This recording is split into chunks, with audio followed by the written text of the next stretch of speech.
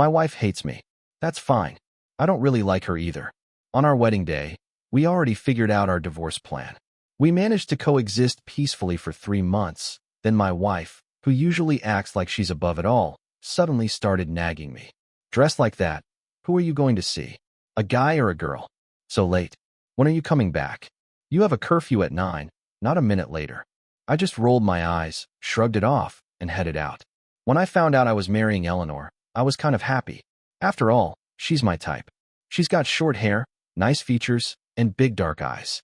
She's fit and her legs are long, and she's got this cool walk. But no amount of coolness could make up for her sharp tongue. Right before the wedding, I overheard her talking to her friends about me. Handsome? Can you eat off looks? What's he even good for? You're so shallow, falling for a photo. I rolled my eyes inside. If you dislike me so much, why even bother getting married? Obviously, despite the complaints, the wedding went on. Eleanor and I were promised to each other by our grandfathers. They fought together in the war. Back then, it was all the rage to arrange marriages, so we were kind of stuck with each other. The thing is, my grandpa's health took a turn, and his last wish was to see me and Eleanor get married. So everyone scrambled to make it happen. It's been 2 months now since the wedding. That wedding for good luck idea might have something to it. Grandpa, once receiving critical notices from the hospital daily, got better after the wedding, enough to leave the hospital. Now he's healthier than ever. Next week is Grandpa's birthday. While flipping through magazines, looking for a birthday present, a watch, I heard some noise at the entrance. I looked up, and it was Eleanor. She was in a sharp suit, her long legs and rigid posture making her look pretty slick, though her face was all stern. As she loosened her tie with an impatient but casual gesture. To be honest, she looked pretty cool. When she saw me on the couch, she paused and walked over sharply, still holding the tie. With her serious expression, I almost thought she'd tie me up for a second. She stopped just a couple feet away and said, "You know, Grandpa's birthday is next week, right?" I nodded. "The family's planning a big deal, so we'll have company. Gotta stay over in the old place near Songshan." I nodded again. She was quiet for a moment, like she had more to say. I waited. "We have to share a room," she finally said. "So what?" I looked up at her. She looked back at me, like daring me to argue. After a long pause, she relaxed and replied arrogantly, "Just letting you know." Then she turned and walked away. I just gave a little snort. Like I care about sharing a room. Grandpa's 88th birthday was a grand affair. Guests were invited in order of family ties and status. There was even a thick guest list delivered to me. I flipped through a few pages and thought to myself, no wonder their family is so well off. Eleanor walked in just as I finished a shower. Instinctively, I tightened my robe, brushing past her to the bathroom to dry my hair. We didn't speak when it was lights out. Lying there holding the blanket, I stared at the dim ceiling, controlling my breath. Not exactly nervous, but I wasn't completely calm either. Even though it wasn't like she was interested in me. She made it clear. When we planned our divorce on the wedding day, we agreed. Act like a loving couple until Grandpa passes, and then divorce her. Grandpa's happiness was the sole reason for the marriage. She was eager to split up, and there was no way I'd cling to her. We had an agreement about the divorce. Nearly asleep, I heard Eleanor. "Guests start arriving tomorrow. Remember your promise." Drowsily I mumbled. "Play the happy couple, right?" "I remember." There was a pause. She suddenly sat up, the mattress shifting, jostling me slightly. I looked up groggily, spotting her reaching for the water on the nightstand, quickly gulping it down. As I drifted back into sleep, her hoarse voice broke the silence. "Can you stop talking like you're flirting all the time?" My sleepiness vanished, leaving me baffled. Who was flirting? And if I was, it sure wouldn't be with a big oaf like her. Irritated, I turned away. "If you don't like it, don't talk to me." The rest of the night passed quietly. It was birds chirping outside that woke me the next morning. The old house in Songshan had great landscaping. Trees surrounded the area, and from the second-floor window, all you could see was green. Waking up, I sensed something off. Something stiff and not my soft, cozy blanket. I blinked blearily, and there she was, Eleanor, in my arms. I gasped. The sound woke Eleanor. She frowned, opening her eyes, and seemed just as surprised as me to find us so tangled up. Swallowing hard, I said slowly, "I'm usually a calm sleeper." She didn't respond, just gave me a sharp look, as if to ask how we ended up with me draped over her. Hurriedly, I pulled away. No explanation came to mind, so I blurted, "Who knows if you tugged me over on purpose?" "You clung to me," she retorted, her voice low and slightly raspy. It was oddly alluring, if not for the words themselves. "You grabbed my arms." She threw me a dismissive look before getting up and out of the bed, leaving me to stew. Watching her cool and indifferent back, I thought bitterly, she laughs now, but we'll see who's crying later. The shock from waking up wrapped around Eleanor stuck with me. Desperate, I texted Mark, an ex-roommate. "Am I a restless sleeper?" His reply was quick. "Buddy, sometimes I wondered if I was sleeping next to a corpse."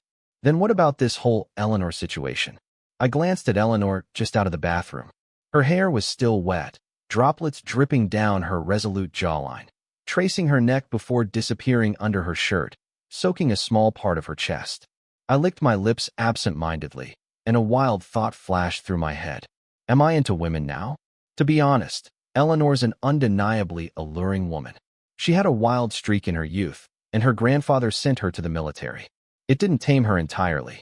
Entering her family's business, she kept a firm handle on things, her bold nature becoming a sort of cool confidence. Two completely contradictory traits blend perfectly in her, making her incredibly captivating. Too bad she opens her mouth. Her record of questionable behavior is enough to take her out of the category of normal women.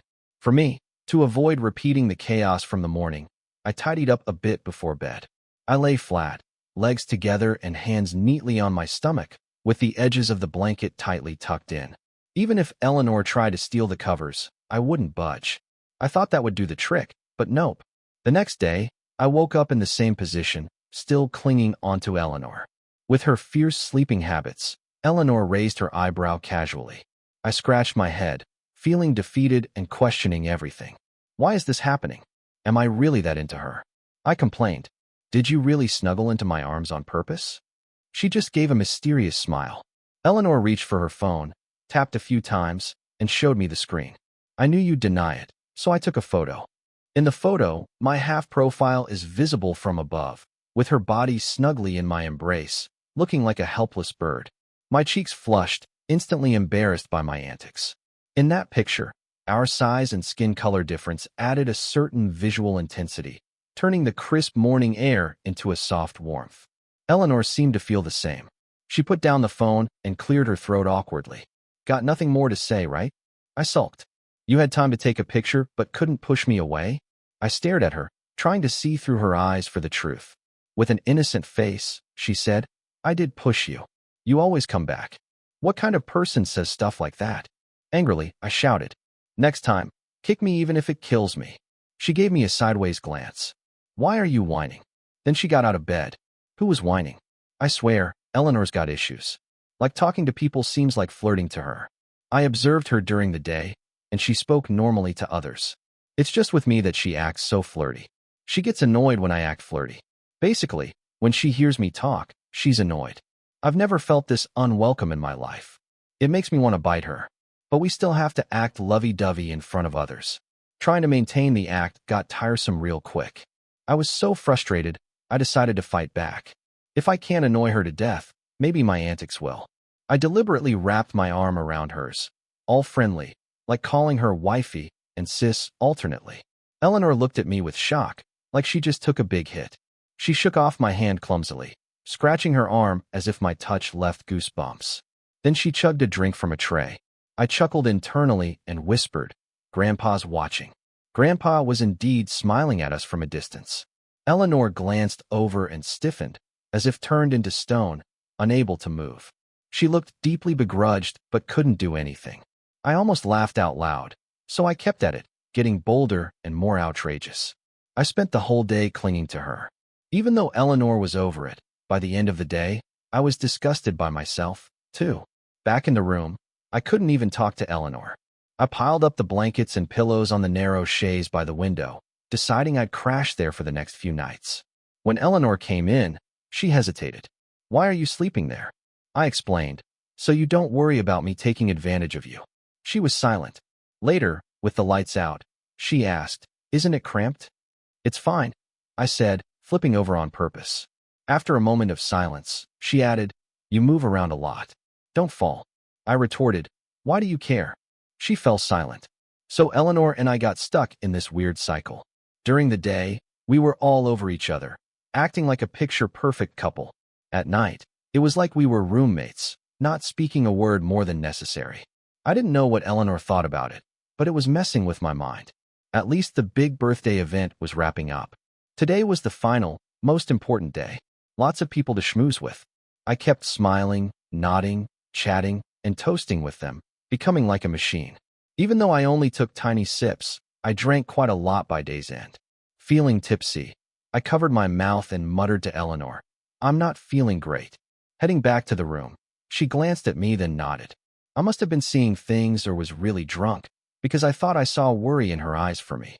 With a spinning head, I rubbed my temples and stumbled back to the room. Exhaustion took over, and I let my thoughts wander into oblivion. Next thing I knew, it was morning. The chirping birds were a nice surprise. My eyelids felt heavy, refusing to stay open. I gave up on trying to turn over, only to find every bone in my body felt like they'd been soaked in vinegar. Confused, I peeked open an eye and saw Eleanor fast asleep. Thanks to the last couple of times, I didn't panic. I started to move away quietly, then realized she had me in a tight hug. Couldn't move an inch. I pushed at her and saw that we were not exactly fully clothed. I snapped awake, my mind racing, trying to figure out if we hooked up last night. Eleanor woke up saying right away, "I'll take responsibility." She sounded pretty sincere. I gave her a side eye, shrugging off her arm. I grabbed a robe and made my way off the bed. Had to abort that. My legs were too wobbly, almost hit the ground. My voice came out raspy, barely there. Eleanor hesitated, hovering behind me just in case I needed support. I ignored her, heading straight into the bathroom. Locked the door. I looked at my reflection, letting out a huge sigh. 3 rounds of cold water splashes helped clear the fog in my head. Fuzzy memories came back. Was I the one who started things last night? Bits and pieces fluttered to my mind. Eleanor gently wiping my face, my grumbling about the bed being too hard.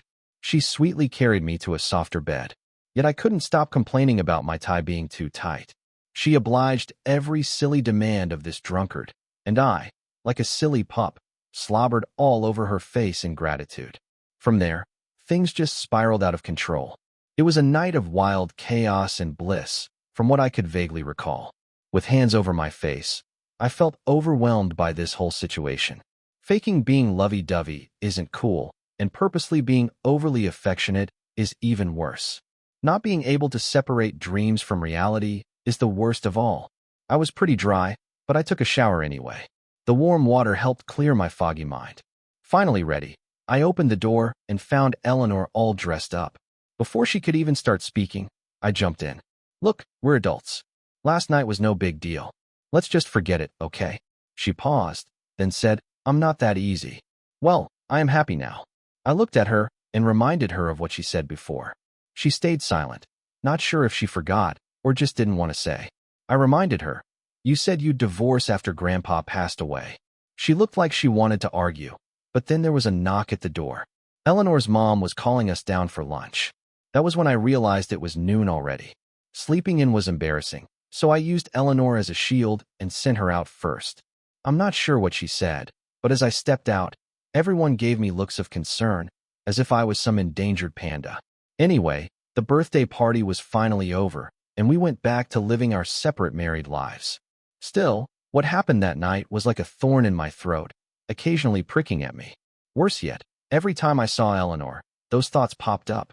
Even with her in a shirt, my gaze shamelessly traced her body's outline. It was really driving me nuts. So I asked Mark for advice. He called me hopeless and took me to a fashion show. It was a fancy beach-themed spring-summer women's swimwear show, front row, so close you could almost touch. Beautiful models strutted my way, some even giving me flirty looks. After that, Eleanor didn't seem like a big deal anymore. The show was like a reset. When I got home, I was at ease seeing Eleanor, but then she shoved her phone in my face. "Is this you?" Turns out, there's a pic from the show with me drooling over a model. I confidently said, "Yeah, that's me." "You." She looked so mad, I swore she was about to burst. She took a deep breath, trying to calm down. "Our family is traditional. Events like this are a no-go. Stop attending these shows. They're shameful," she gritted her teeth. "You're my husband." I shot back. Not for much longer. Guess I really ticked her off. She didn't talk to me for days. Honestly, she didn't talk much to me before either, but after the birthday party, she acted weird, trying to chat me up for no reason. She'd even report to me when leaving for and coming back from work. It was awkward. Now that things are back to normal, with our typical distant marriage, I'm quite content. When Mark got dumped, he invited me to a bar for some drinks. I gladly went. In the living room, Eleanor sat on the cashmere rug, dressed in simple black loungewear, working on her silver laptop with documents around. She had a serious business vibe. I walked right past her, but she suddenly spoke up. Dressed like that, where are you going? With a guy or a girl? It's late. When will you be back? Curfew's at 9. Don't even. You've got to be kidding me. Recently, she barely acknowledged my existence, and now she's doing this whole lecturing routine. I turned back, rolled my eyes at her. Seeing she noticed and was too stunned to react, I calmly walked out. The bar was owned by a friend. When I arrived, Mark was already a drink in the VIP section. Mark was surrounded by friends and a few unfamiliar faces, both guys and girls, lively as ever. I quietly asked him what was up. Thought he wanted a drinking buddy for a heartbreak. He whispered back, just ran into them. Had no choice. I paused, smiled, and raised my glass to toast the group. Someone said, "Where'd you find this handsome guy, Mark? Never seen him before." "Keeping secrets, huh?" "He's taken," came a voice. I looked up. That person seemed familiar, like Eleanor's brother, with the same distant vibe. I nodded, feeling slightly uncomfortable. Then another guy exclaimed, "Oh, Eleanor's husband. The not-so-close one. What's this about?" Suddenly everyone was interested, and they shared stories about it. I was baffled that this gossip was so widespread. The not-so-close incident happened at the swimwear show with Mark. Before the show began, a random guy asked me what to gift Eleanor for her birthday. To be honest, I didn't even know her birthday was coming up, let alone what she liked. I laughed and told him, "I don't really know Eleanor that well." He looked puzzled, but didn't say anything and walked off. Seems like he told everyone everything, probably even shared my pics from the show with Eleanor. The group erupted in laughter, finding it amusing. I was pretty embarrassed, thinking the subject would change soon. I was wrong. When the other person involved in this story showed up, "Eleanor, over here," someone shouted. I looked over, seeing her amidst the crowd. She was in a different outfit now. Gone was the simple black wear, replaced with a red dress, hairstyled. She looked pretty good. She walked over, drawing eyes, like some sort of flower in a field. For some reason, it was a bit embarrassing. Maybe because we're linked by marriage. I avoided making eye contact. The guy next to me gave up his spot. Eleanor sat beside me, bringing her unique scent with her. It's an indescribable scent, but when you catch a whiff in bed, it guarantees a good night's sleep. She quietly asked, "What were you all talking about?" Someone joked, "We were discussing how Peter's not familiar with you." "Oh," she replied blandly. She placed her phone on the table carelessly. It lit up. Just then, someone peeked and let out a huge gasp. That noise sparked everyone's curiosity. All eyes turned to Eleanor's phone screen. She didn't hide it, letting everyone see. I glanced over, and my face turned beet red. Her lock screen was evidence from before. That photo where I was all tangled up with her, sound asleep. The lock screen totally shattered the rumor that Eleanor and I weren't close. I mean, judging from that photo, we were obviously pretty close in bed. Everyone's teasing or flirty stares almost melted me away. Even though I was embarrassed, I had nowhere to vent my frustration. I sneakily reached under the table to pinch Eleanor's waist. I wanted to throttle her, but when I did, she seemed startled, as if she'd been jolted. When everyone noticed, Eleanor just smiled slightly and playfully said, "All right, stop teasing or else Peter won't let me off the hook." And just like that, a second wave of teasing glances came our way. I forced a smile and clenched my fist under the table. Eleanor was subtly showing affection all night. She didn't even need my help to do it.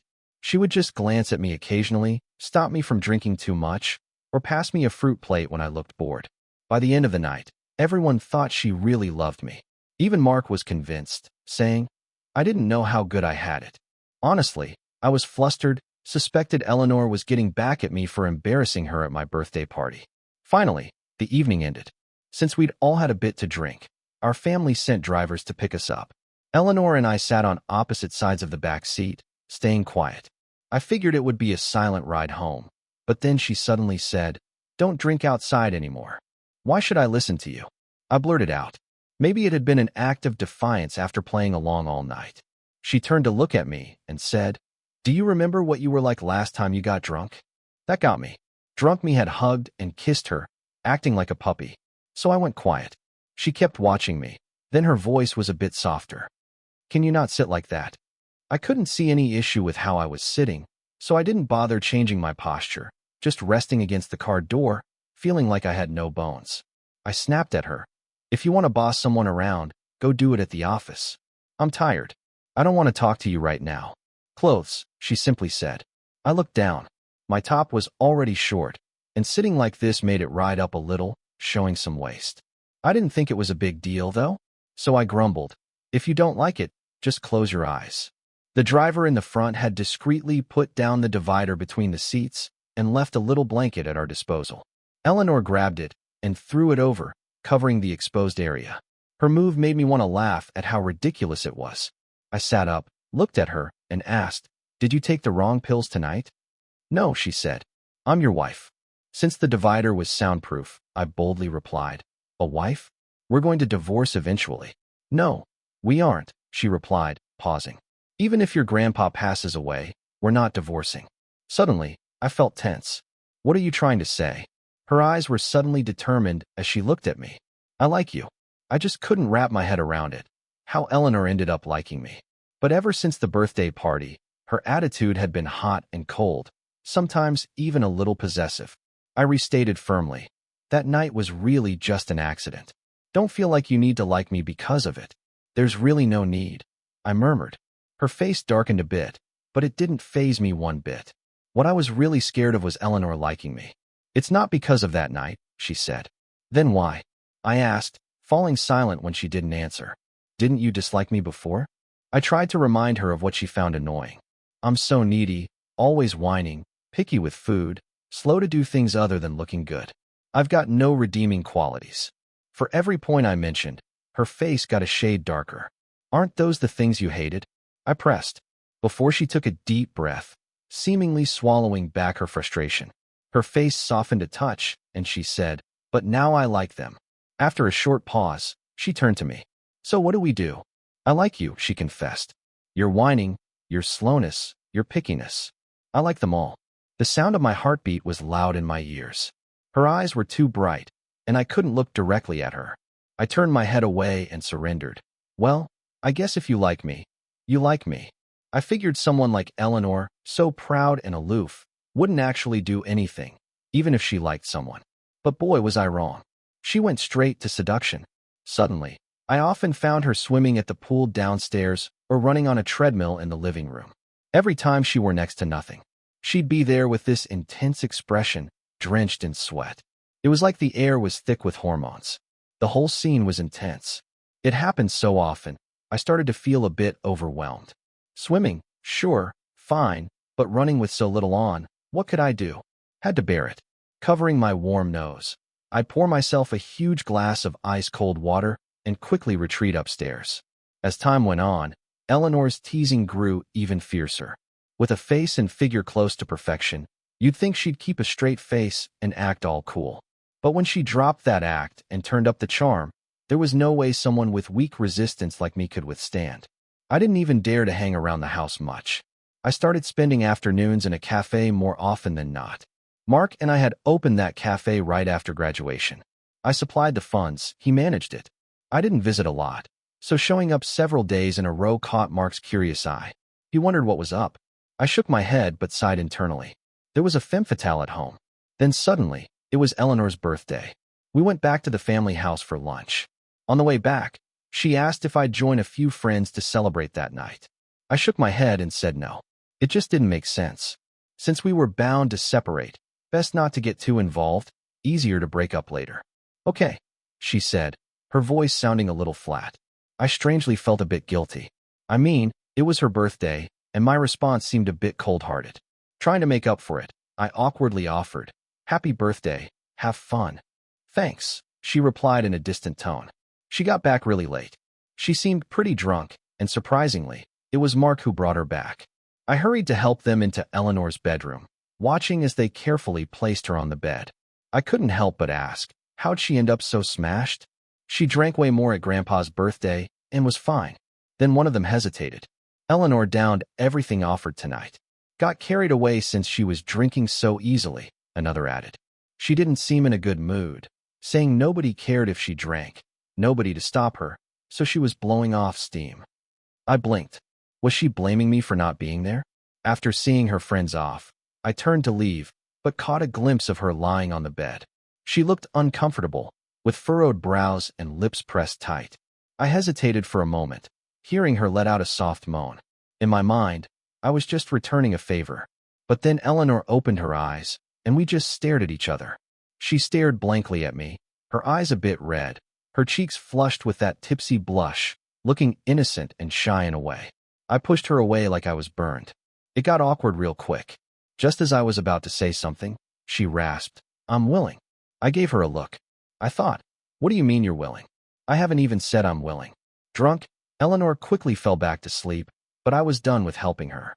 Whatever. It's not me who's uncomfortable. I shut the door and left in a hurry. That whole night, I tossed and turned, couldn't sleep at all. Kept thinking about Eleanor's face when she said she was willing. I was shocked, but more than that, I felt anxious. Drunk Eleanor telling me she was willing, that was it. But it got my heart racing. It's scary. I even started doubting my strong decision to divorce her. I gave in. Eleanor is definitely charming and dangerous. To avoid falling deeper, I should keep my distance. So I decided to move out for a few days. The next morning, I started packing my bags when Eleanor suddenly knocked on my door. "Thanks for last night.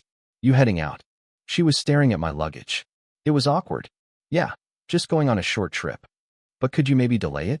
Arthur's coming over, and he really wants to hang out with you." "Arthur?" She nodded. "Arthur is her nephew, for years old and super adorable. Every time he sees me, he dives into my arms and calls me uncle, then gives me a big kiss on the cheek. It's just heart-melting. I promised to play with him and agreed he could come over, so it wouldn't do to break a promise to a kid." I put my luggage back. 3 in the afternoon, the little guy rolled in with his suitcase. He wore a tiny suit, looking quite the gentleman, and said in his sweet voice, "Sorry for the trouble." That was just too cute. I reached out and ruffled his hair. Then he acted true to form, reaching out to Eleanor. "Auntie, pick me up." Eleanor was all affectionate, squatting down and scooping him up, bouncing him like she was weighing him. The big and the little made an adorable scene. Watching Eleanor enjoy his cuddles, I playfully asked, "Who's more spoiled, me or him?" Eleanor thought for a moment, then said, "You." I was surprised. I mean, I can't possibly out-cute this little charmer. This kid's born with it. Maybe something clicked wrong in my head, but I instinctively opened my arms to Eleanor, too. Eleanor looked stunned. I was stunned, too, and kind of frustrated at my silly move. But there was no turning back. Gathering courage, I mimicked the little guy's tone. "Honey, hold me." Eleanor's expression shifted. The next second, holding her adorable nephew, she stumbled away. The whole scene was hilarious, and I laughed out loud, thinking after being teased by Eleanor so many times, I finally got one back. Arthur is one of those super well-behaved kids. He's quiet, loves to smile, sweet-tongued, and obedient, just a delight to be around, with just one hiccup. He wanted to sleep with me and Eleanor. When he first asked, I immediately suspected Eleanor. Had this little guy been brought in as an assist by Eleanor? Eleanor acted all innocent, mouthing, "Up to you." The little guy tugged one of my hands and one of Eleanor's and whined, "Please." I melted and agreed. There was a kid in the middle, so nothing could happen. We decided to sleep in my room to hide the fact that Eleanor and I, the plastic couple, were sleeping in separate rooms. Eleanor snuck her stuff into my bedroom when the little guy wasn't looking. In the shower, I glanced at those personal items of Eleanor's and felt a bit off. That unease only magnified when I returned to the bedroom. Eleanor and Arthur were snuggled up at my headboard, deeply engrossed in a storybook. Eleanor read. Arthur listened, occasionally asking questions. Eleanor was patient, and her voice was calm and pleasant. In the quiet night, the image was so warm, it felt like home, especially when Arthur patted the space next to him, urging me, "Uncle, come here." It really felt like a family of 3. I cleared my head of inappropriate thoughts, lifted the blanket on one side, and got in. Arthur immediately scooted over, hugging me and sniffing like a little pup, then mumbled, "Uncle, you smell nice." Eleanor paused, then didn't read on. I patted his back. "Sleepy," he nodded. I turned off the light. Arthur, tired from a day of play, quickly fell asleep. Yet I couldn't sleep. Listening to Eleanor's breaths, I knew she was awake, but she didn't speak. Her unique scent drifted to my nose, marking her presence. She didn't need to do anything, yet she had such an impact on me. I realized how wrong I'd been. I thought with a kid around, nothing would matter between me and her sharing a bed, but obviously it mattered a lot. "Is Arthur tough to handle? Thanks for dealing with him," Eleanor suddenly whispered. I didn't respond. That's something a wife says to her husband, yet doesn't apply to us. She chuckled softly, speaking even quieter. "Are you asleep?" "No," I replied. "Then why ignore me? I don't want you saying I'm whining again." She chuckled more, her laughter shaking the bed. "Why so grumpy?" "I'm just like that," I mumbled back. "Then I like it," she said. Suddenly, I felt my face get warm, and my body started heating up, too. I kicked the blanket a bit and turned away, deciding not to talk anymore. For those few days, Eleanor canceled a lot of her work just to focus on spending time with Arthur. I thought I could finally catch a breather, but then Arthur kept insisting I play, too. So it turned into me and Eleanor both playing with him. It was fine at home, but if we went out, whether it was to an amusement park or aquarium, people always thought we were a family. First, I felt anxious. After all, I wasn't the kid's dad, and Eleanor was a wife I was about to divorce. But as it happened more, I got numb to it. A family's a family, even if only on the surface. Soon enough, it was Arthur's last night with us. The little guy wrapped one arm around me, another around Eleanor, laying them on his soft little tummy. "Sis, going home tomorrow. I'm really going to miss this," he said. I rubbed his tummy. "I'll miss you too." The little boy suddenly perked up and hugged his auntie, swinging her arm like a child. "Auntie, when will you invite me over to play again? I want to come back." Eleanor coughed lightly. "Next time, maybe." "Something feels off," Eleanor had told me. The boy insisted on coming here. I pulled the little boy close, whispering, "Arthur, did Annie invite you to come play?" He said, "Yeah. I haven't even finished my homework yet." I glanced at Eleanor. She looked nervous and a little guilty. The truth was clear. No wonder he's been pushing Eleanor and me together lately. He was playing matchmaker. I shot a knowing look at Eleanor and cradled the boy to sleep. She seemed like she wanted to explain, but I cut her off. "Jackson wants to sleep." I was annoyed. Eleanor actually used her nephew to lure me. What a tactic. In the middle of the night, I was woken up. Careful not to wake Arthur, still groggy. I was led quietly, stepping out of the room. She stopped in the hallway and confessed. "I admit it. I brought Arthur here." "Oh," I replied coldly. Her voice was pleading. "I didn't know how else to make you like me," she said. "It was a stupid idea from my friends. They said having a kid around would help." I hesitated.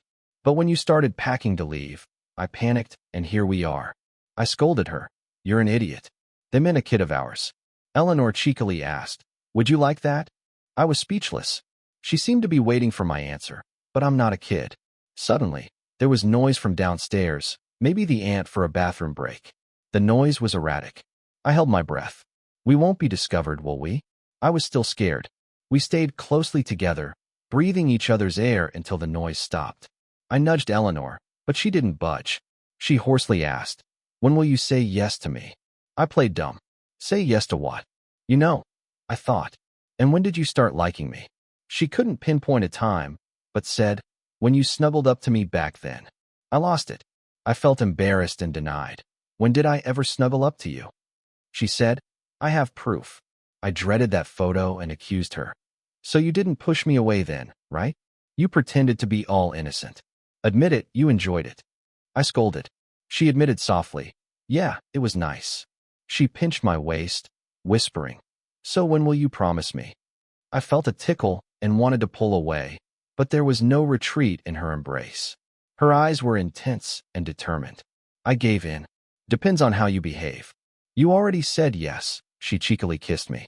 After Eleanor and I became official, the first thing she did was introduce me to her friends.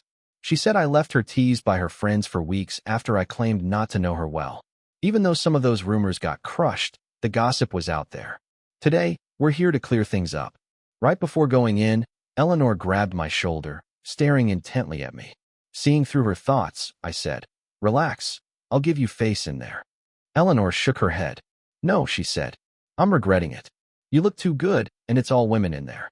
Let's just skip the meal and go home." She led me to the exit, but the door opened, and we were pulled in. A few familiar faces from the bar and others I didn't know were watching me. I was okay, but Eleanor wasn't having it. She cleared her throat. "Get a sense of who's here and stop staring." The room went quiet. I felt embarrassed.